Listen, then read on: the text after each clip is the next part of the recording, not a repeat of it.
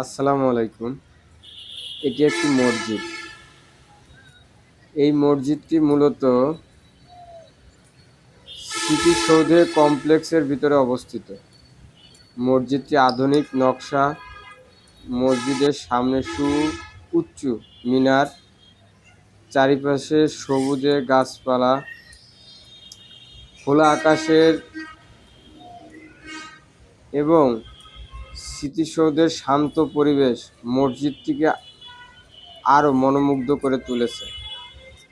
সাভার স্মৃতিসৌধ কেবল একটি স্থাপনা নয়, এটি বাঙালি জাতির আত্মত্যাগ, স্বাধীনতা সংগ্রাম এবং মুক্তির প্রতীক। প্রতি বছর ১৬ ডিসেম্বর বিজয় দিবস এবং ২৬শে মার্চ স্বাধীনতা দিবস লাখো মানুষ এই আত্মত্যাগের স্মরণে শ্রদ্ধা জানায়। এখানে আসছিলাম ঘুরতে,